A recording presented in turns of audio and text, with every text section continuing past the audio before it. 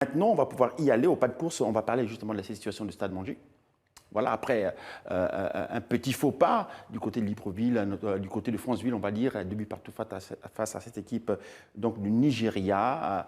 Mais comme quoi, elle n'est pas parvenue à pouvoir notamment aller plus loin dans cette compétition. Romaric, on l'avait un tout petit peu prédit. Oui, on l'avait prédit, on était ici déjà la semaine dernière et on parlait de ça, un petit faux pas, mais qui est devenu finalement un grand faux pas parce que le Stade Monjuï s'est un peu marché ou alors tiré une balle dans le pied. Ils ont un peu, on va dire ça comment, ils sont allés à l'encontre de leurs propres principes, ne pas encaisser beaucoup de buts, ils en ont encaissé 2 très vite en première période, ils se sont un peu ressaisis quand même, ils ont réussi à en marquer 2. Mais arrivé au Nigeria, quelque chose a coincé, quelque chose ne s'est pas bien passé et ils ont perdu sur la plus petite des marges. Et moi, je disais d'ailleurs que ça fait plus mal quand c'est comme ça parce que vous vous dites à tout moment, on aurait pu faire quelque chose et puis finalement, vous n'avez rien fait. Mais on a été un petit peu surpris de voir justement cette équipe de Stade Monjuï évoluer du côté de Franceville. Dans l'autre on ne peut pas dire réellement surpris dans la mesure où on sait très bien qu'il n'y a qu'un seul stade homologué au Gabon et c'est le stade de Franceville, justement. Maintenant, comme il l'a dit, le championnat s'est terminé en juillet. Il y avait très bien le temps, des 2 mois qui se sont courus au milieu de faire quelque chose pour le stade Michel Essongué de Port-Gentil. Je parle en tant que quelqu'un qui y est arrivé. Et moi, je suis allé dans ce stade. J'ai d'ailleurs fait un petit reportage qui est sur ma page pour ceux qui me suivent.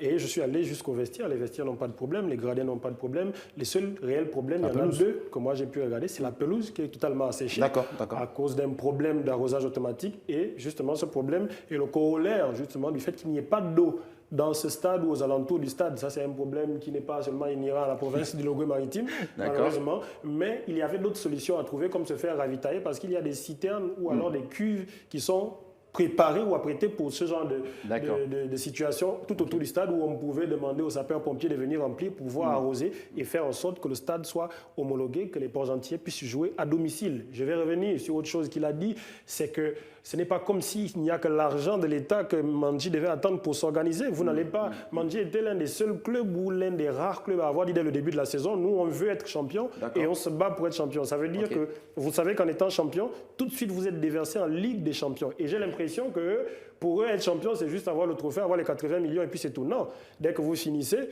Connaissant Mandro, il ne s'est pas beaucoup reposé, il a tout de suite remis ses gars au travail. Il n'y a pas de souci là, mais sur le plan structurel et administratif, on a l'impression que les gars étaient surpris alors que ce n'est pas comme s'ils n'ont pas d'argent, comme certains clubs comme Dikaki, etc. Non, ils ont de l'argent, ils auraient pu faire déjà certaines choses avec cet argent. D'accord, mais c'est juste, ça veut dire que Romaric, pour cette équipe-là, on va devoir tout reprendre.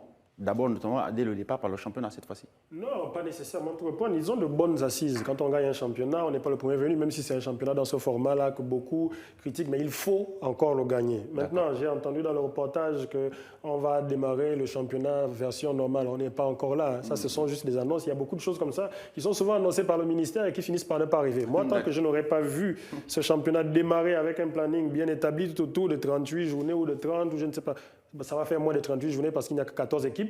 Je ne serais pas convaincu de cela. Maintenant, il ne faut pas tout jeter. Peut-être en dehors de l'équipe en elle-même, parce que l'équipe en elle-même fonctionne bien. Alain Andro fait du très bon travail. C'est une équipe qui n'encaisse pas beaucoup. Il a manqué de recruter un attaquant de pointe. Oui, mais c'est le seul greffe que moi je peux lui porter. Non, il a essayé. Des informations que j'ai, il a essayé, mais il faut avouer aussi que ça a été faible sur le championnat. Ngele finit meilleur, Ngele Rogui de l'USB finit meilleur buteur. Il n'est même pas attaquant de pointe et il a marqué pratiquement ses 7 buts dans le début du championnat. Il n'a jamais été rattrapé. 7 buts seulement qu'il a gardé pendant peut-être plus d'1 mois sans que personne ne passe devant. Donc ça vous dit déjà qu'au championnat national D1, il n'y avait pas de véritable attaquant. Maintenant,